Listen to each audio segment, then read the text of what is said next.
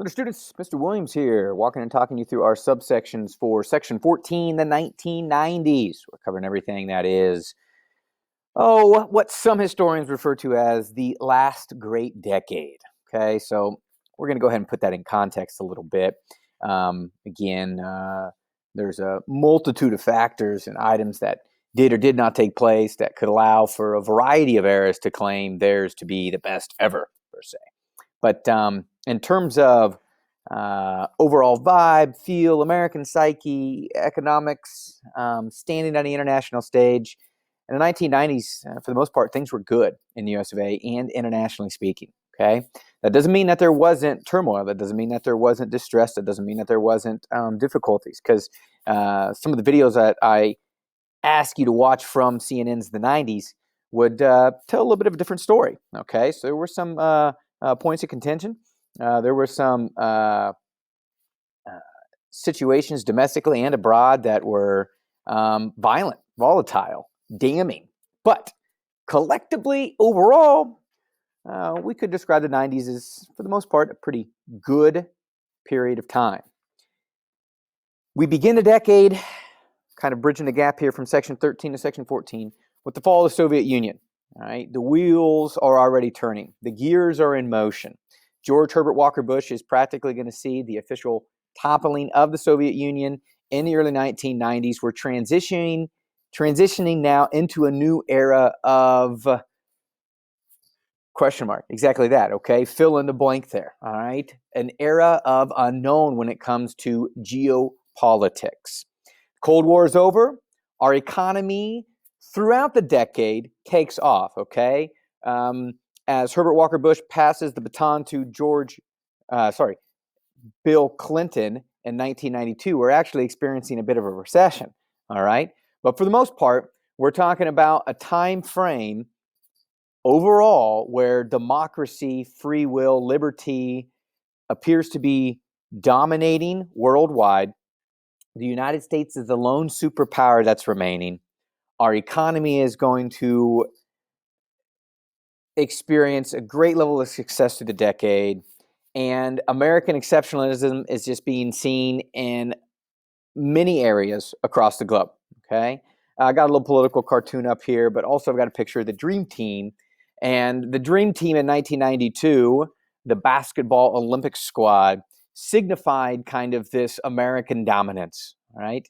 Prior to that, you had to be an amateur athlete to compete in the Olympics. They changed some of the rules, notably in the sport of basketball, and they allowed professionals. Well, the greatest professional league for basketball in the early 90s was the NBA. So now you have all these NBA stars coming together, and the United States Dream Team dominated the competition in the spring and summer of 1992.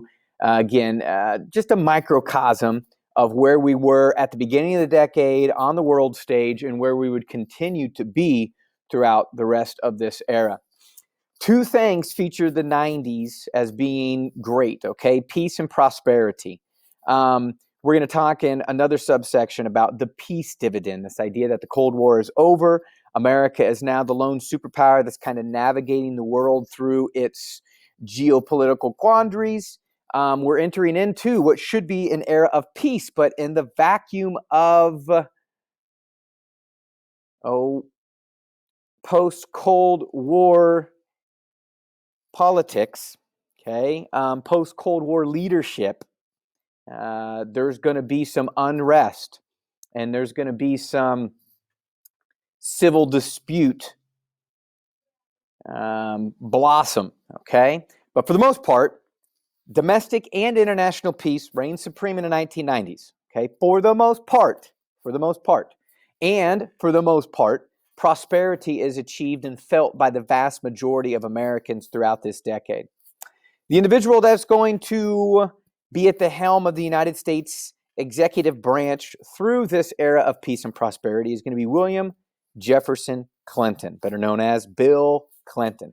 He was a two-time governor of Arkansas. He was a failed governor and then ran again, won, and served consecutive terms. Okay, so it's not like he was just flash in the pan. Okay, he was at one point in time the attorney general, so the top law enforcement official in the state of Arkansas. becomes governor in the late 70s, gets ran out of office, and then in the early to mid 80s runs again and has several successful terms back to back. The first non-veteran president since World War II. William Jefferson Clinton, extremely bright individual. He was a Rhodes Scholar, attends Ivy League institutions, law degree, all of that good stuff. And he marries a Hillary Rodham, a native of Chicago. Now, they're an interesting couple, okay? Politically speaking, they were different from one another early on, but grow in understanding. The history of the Clintons is, again, some fascinating stuff. When you think of Bill's origins and you think of Hillary's origins, their roads coming together, and then what transpired early on in their relationship, professionally speaking, okay?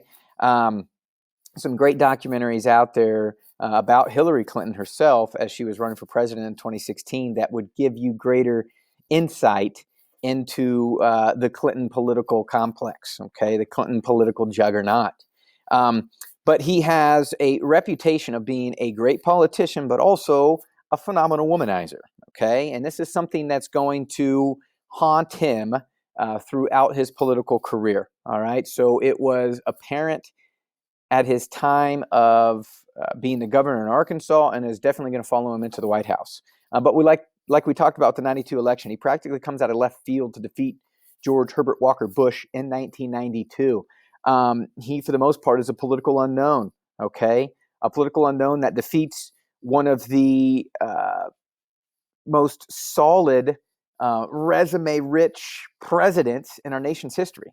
Okay, it was a big-time upset. Now, there are several other factors at play, and we talked about that with the 92 election. But William Jefferson Clinton, phenomenal politician, all right? Extremely charismatic and just amazing at making you feel like he really cared about you. And it's why he still gets a certain level of PR and positive coverage in the world today, even, decades after the good, the bad, and the ugly regarding his presidency. Quick little 60-second president here about our guy named Jefferson Clinton. Presidential politics got a lot more confusing with the rise of Bill Clinton. The election of 1992 was a three-way race thanks to a strong showing by independent Ross Perot. Clinton, the governor of Arkansas, beat President Bush with 43% of the vote. He said he was a new kind of Democrat. However, he started out fighting for an old Democratic idea, universal health care. The backlash was so strong that in 1994, Republicans won full control of Congress for the first time in more than 40 years. Even so, Clinton also promoted globalization of the economy by championing a North American trade agreement. In a strategy called triangulation, he started adopting some Republican themes as his own. That led to an overhaul of the welfare system. Plus, the economy was growing faster than ever. He won a second term, but charges of perjury and obstruction of justice led to his impeachment by House Republicans. No sitting president had ever been personally humiliated in such a public manner, and most people thought Republicans went too far. Clinton was acquitted, and he remained a very popular president. So his legacy is confusing. The Clinton years saw great economic prosperity, very ugly politics, and an agenda that was stalled by scandal. Pretty solid recap there of the Clinton presidency, and we'll touch on many of the items mentioned in that short video as we progress through the other subsections. But that brings us to a close of this subsection, our introduction to the 1990s practically, or the rest of the decade. I know we had a subsection that bridged the gap from Reagan to Herbert Walker to the 92 election.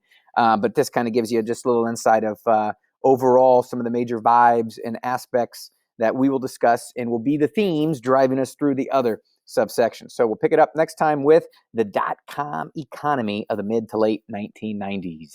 Later.